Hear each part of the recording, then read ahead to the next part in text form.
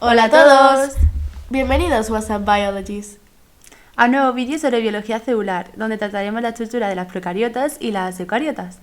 Así que nada, comencemos con las procariotas. La célula procariota carece de una membrana que englobe su material genético. Este se encuentra disperso en el citosol y tiene forma de anillo. Por ello decimos que está desnudo y lo denominamos nucleoide. Estas células no contienen orgánulos membranosos y su superficie está formada por dos capas, una membrana lipídica que envuelve el citoplasma y una pared celular externa formada por peptidoglucanos. Podemos encontrar en algunos procariotas cápsulas, flagelos, fimbrias y pilis que normalmente se utilizan para el movimiento de la célula y para adherirse a superficies. Según la forma celular podemos observar distintos tipos de procariotas. Así encontramos los cocos, que tienen forma esférica, los bacilos con forma alargada, los vibrios con forma de coma y los espirilos con forma helicoidal. Y los prefijos diplo, tetra, strepto y estafilo pueden acompañar al nombre de la forma bacteriana. Y por ejemplo encontramos las espiroquetas, los estafilococos o los diplococos. Pues muy bien. A continuación veremos la ultraestructura de procariotas. Y es que utilizando el microscopio electrónico podemos estudiar mucho más en profundidad subestructuras de la célula procariota, tales como por ejemplo el citosol o citoplasma, que se encuentra dentro de la membrana lipídica y no está compartimentado. Es un complejo dado que contiene muchísimas enzimas que catalizan las distintas reacciones metabólicas celulares. Además, dentro del citoplasma procarionte encontramos ribosomas y el nucleoide.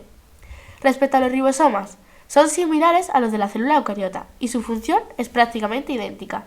Se diferencian de los eucariotas en el tamaño, ya que los ribosomas procariotas son mucho más pequeños y su coeficiente de sedimentación en ultracentrífuga es de 70S, mientras que el de los eucariotas es de 80S.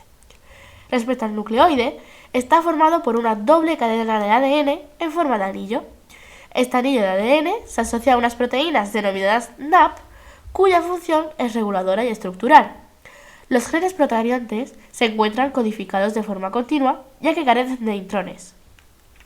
Vale, pues ahora pasemos a hablar sobre las envolturas celulares, que son tres: la membrana, la pared celular y la cápsula. La membrana está formada por una bicapa lipídica, con estructura de mosaico fluido. Encontramos proteínas asociadas a esta con distintas funciones. En el caso de las procariotas, contiene las proteínas asociadas a la síntesis de ATP, y esta estructura de mosaico fluido la estudiaremos más adelante. La pared celular procariota está formada por mureína, un polímero de aminoazúcares unidos mediante cadenas oligopéptidos, la N-acetilglucosamina, abreviatura NAC, y el N-acetilmurámico, NAM, conforman el peptidoglucano o mureína. Y por último la cápsula, que es una capa externa a la pared celular y que está formada por polisacáridos y glicoproteínas.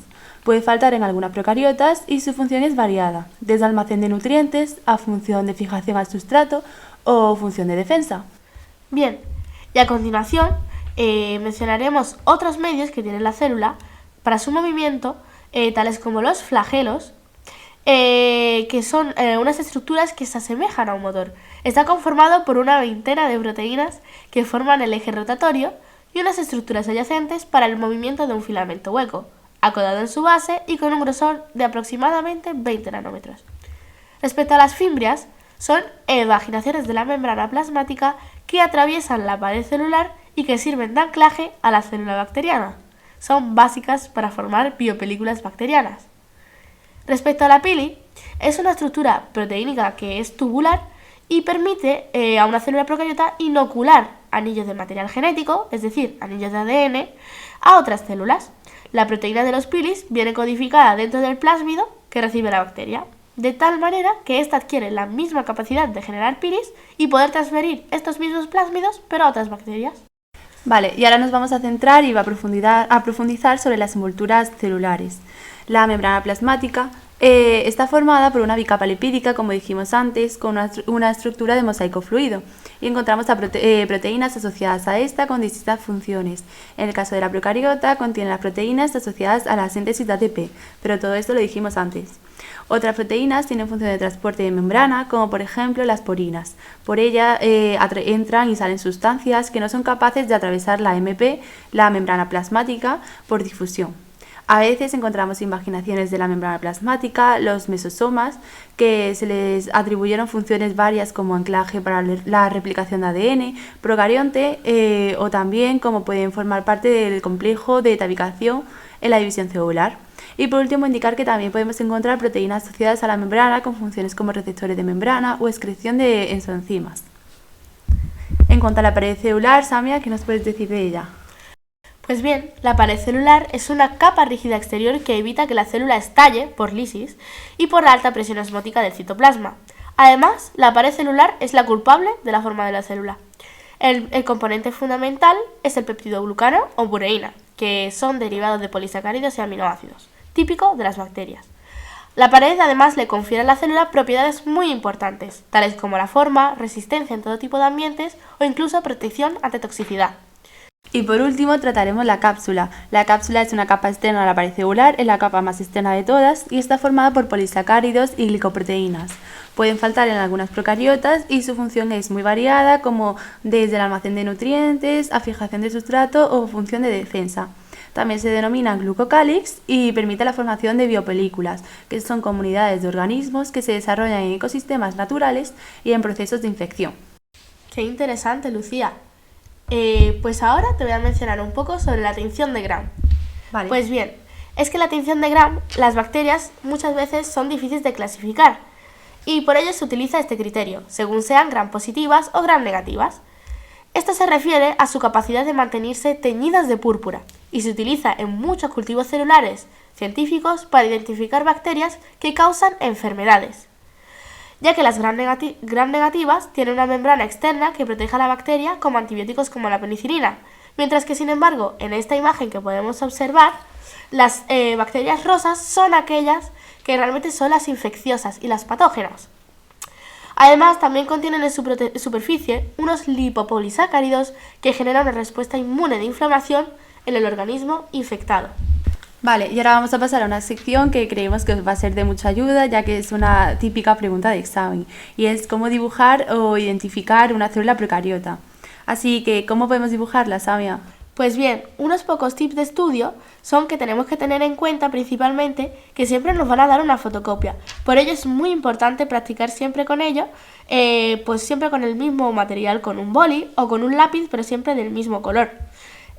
Comenzaríamos con la membrana externa, capa exterior de la pared, que haríamos en un color más oscuro para delimitar mejor y contrastarla con la capa interior de la pared, que se encuentra con un color muchísimo más claro.